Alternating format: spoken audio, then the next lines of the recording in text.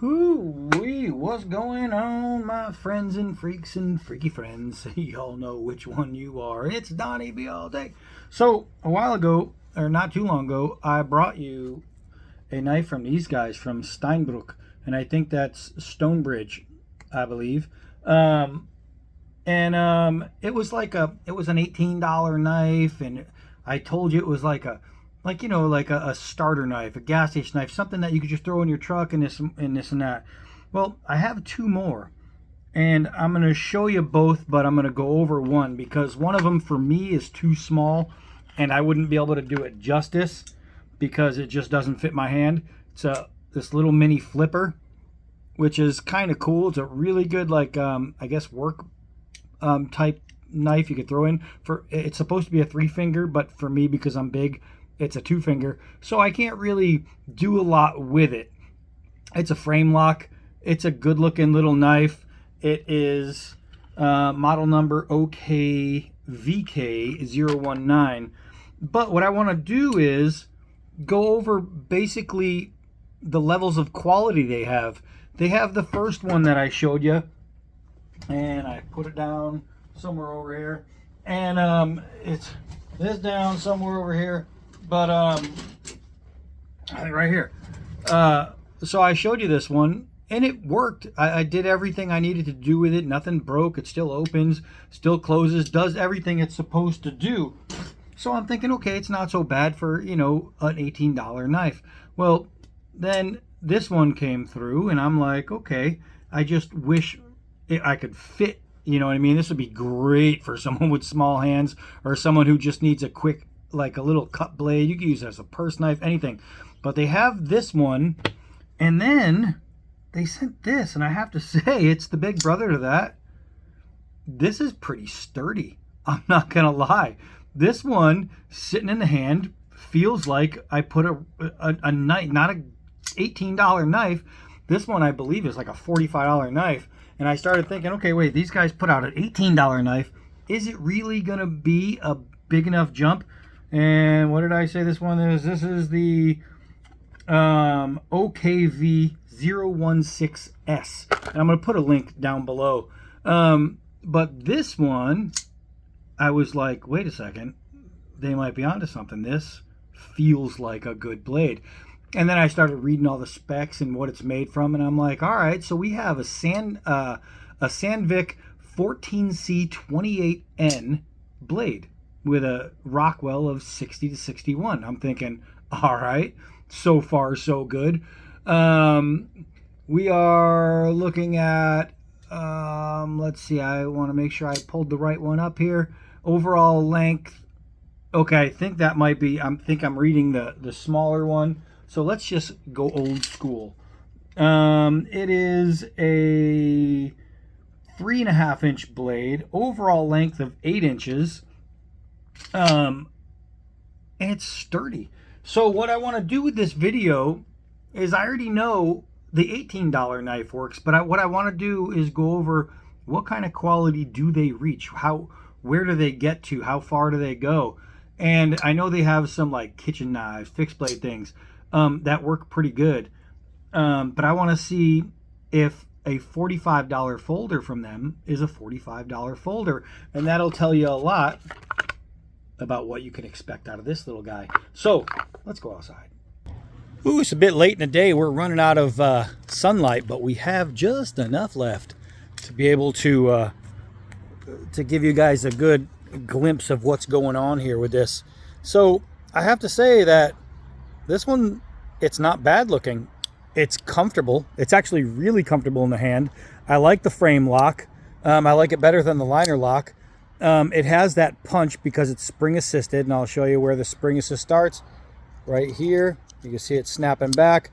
So literally just touching this, boom, it jumps open. The flipper works as a hand guard, as a finger guard, so that's good. The pocket clip seems really nice. It seems really nice. So far, I can't identify a problem, right? I can't come to a conclusion that this is going to be a bad knife. So far, it's not showing me that. Let's see. get rid of that real quick. And now we have a good base to work with. All right, so yeah, I don't know. So far, just in hand, it feels good. I didn't expect it. After the first one. I expected a gas station style knife. All right, but let's see. We'll do some 4-foot drops. See the bite? Boop. It digs in pretty well. Little gravity drops. Boop. Now we'll do some hard downward throws. We'll see how that lock holds. Bam. Oh, man, that bit is good. Bam. All right. So we're diving in more than an inch. The lock didn't overcompress. It didn't decompress. Nothing went wrong with it. You know what I mean? I know it's 2 downward throws. They're hard downward throws, but it's just 2 throws. I get it. Oh wait, you know what? Let's see. Do I have any hair? Woo! All right. So this thing immediately is crazy sharp. That is absolutely shave sharp. I mean, that's undeniable. You saw that with your own eyes. All right, so we're starting off in a pretty positive way. Let's try a push cut. Bam! Look how clean that cut is. That's pretty nice. Let's see, we got some of that leather belt left over. Let's see. Woo! All right, so what I can tell you right from the get-go is this thing's sharp. This is sharp. And I don't mean sharp as in it's sharp like looking. It is, though. It's not bad looking at all. But it's sharp. Let's try the serrated from a lefty because they're always ground in for a righty. The only way to ground them in for both is to do it on both sides. This is on one side. But as a lefty, is it still going to work? Yep. As a righty, let's see. Oop, I should be on the serrations if I'm going to be showing off the serrations. Wow, that dug in. So as a right-handed person, it's digging in quite nicely and quite crisp. So you can see I was getting these long swoops. Look at how tight these are with the right hand. That's not so bad. Let's see.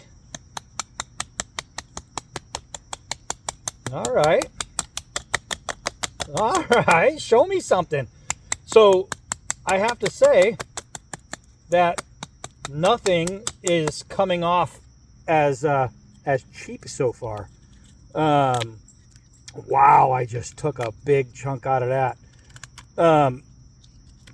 That's not bad at all. The jimping is pretty aggressive, but not so aggressive where it's like digging through me. I like the scales. The branding is popped a little bit too much. I think if they either left the branding here or left the branding here, just get rid of one of them. You don't need it on both sides. I get that. A lot of people don't like the billboarding. And if I was going to recommend anything to them, I would say probably take it off of here and you would end up with that. I mean, on here is fine on the pocket clip, but I would remove some of the branding. It's just unnecessary, and it's a turnoff for a lot of people, but does that make the knife not work? No. Golly, that sticks in there. All right, so let's keep going. Let's try the plastic netting because that ends up hurting a lot of knives. We'll see how it does with this one. You'll notice that it's really thin. This thing rides great in pocket. It's a lot like I have the CJRB Pyrite. You see how thin it is?